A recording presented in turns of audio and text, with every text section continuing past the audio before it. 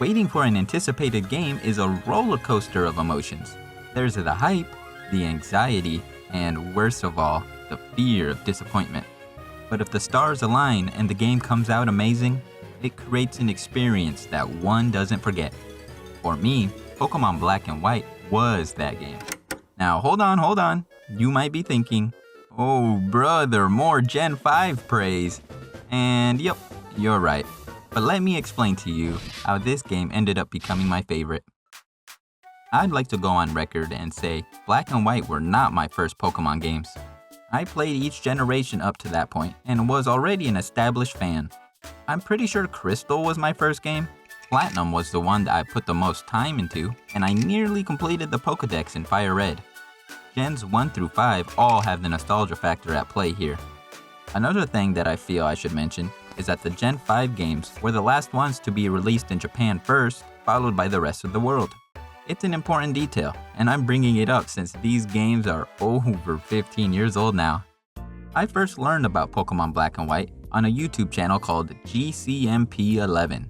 They were an old school YouTuber that would post updates on the Pokemon games as they came out. That's where I first saw the silhouettes for the starters being teased.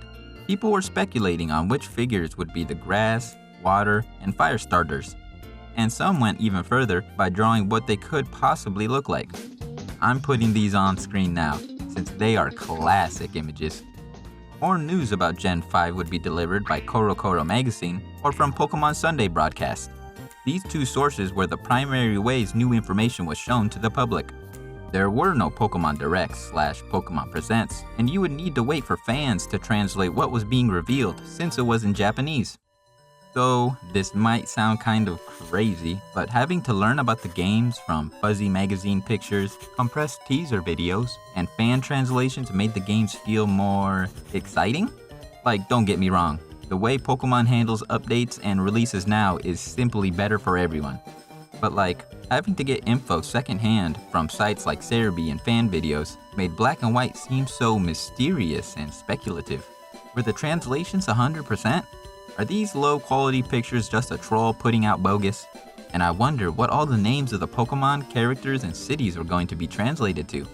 With each update video increasing my anticipation, the outlandish idea to import a Japanese copy of the game came into my mind. Japan would have received the games months earlier, and I was too hyped to wait for localization. I built up the courage to ask my mom if she could buy me a copy of Black. It would cost about $70 to have it imported, which is nearly double the price of what DS games cost around that time. He gave me the predictable, go ask your dad. So I went to him. I asked him, and immediately he shot the idea down. You can't read it, plus it's too expensive. I was crushed. I had my mind set on playing this game. Now that possibility was torn away and I'd have to wait ages for the game's localization. Seeing my dejection, my mom then suggested, you could try collecting the change that Dad brings home every day after work. Well, it was the only way I could generate money at the time, so it's what I did. Every day I'd collect the pocket change he'd empty onto the coffee table. Some days had quarters, others only pennies. Days would turn into weeks, and weeks into months. But finally, I succeeded. I presented my dad with $70 in change and asked again, can I order it? This time he said fine and handed me his credit card. It was actually happening. I was gonna import Pokemon Black. So I placed my order with PlayAsia.com and felt so proud. There was no tracking and I didn't know how long an import would take. I kinda just forgot about the game from that point. Weeks after the game's release, my dad came home one day and was holding a package. I think this is for you. As soon as he said that, I knew exactly what it was. I opened it up, put the game in, and I was stunned with that Game Freak logo animation. And then, the Team Plasma intro cutscene? I knew this game was gonna be special before I even started my file. The dynamic camera, the battles with so much life.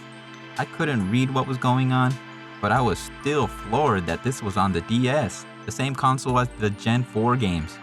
Since I couldn't follow the narrative, that just let me take in the visuals and sounds of the game even more.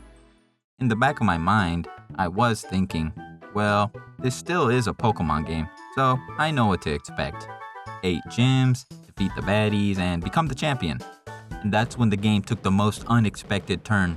N's castle erupting from the ground, and the game telling me it's not over yet.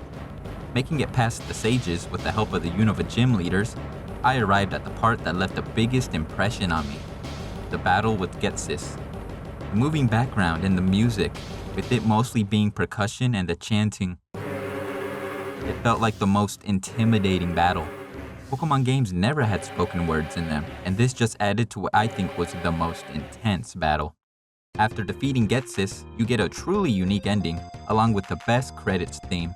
Now with the game beaten, post-game was unlocked, and I was blindsided by the Cynthia fight. Also, the Abyssal runes kind of freaked me out. I didn't know why I was being kicked out, and I was just thinking that the place was cursed. Eventually, I stopped playing since the language barrier started to get in the way. I waited for the English release, which gave me a second playthrough, now with the ability to follow the story, which I thought did a good job of breaking the mold. That's why these games ended up becoming my favorite in the series. They aren't perfect games by any means, but they are the ones that I've had the best experience with, no doubt about that. Well, I just wanted to go down memory lane and talk about my background with Black and White. Every time I see my Japanese copy, it reminds me of how everything went right with it. The hype, the determination, and the games themselves. I did get X and Y on release and played Moon as well, but those games just didn't hit like Gen 5 did. After beating Moon, I dropped off from playing Pokemon.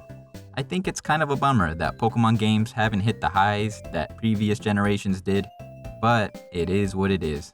There's still enjoyment to be found in modern Pokemon games, but for me, I think I'll just be a casual fan, buying merch every once in a while, and checking in with the series just to see what's happening. After all, I do care about the franchise. It's still a part of who I am.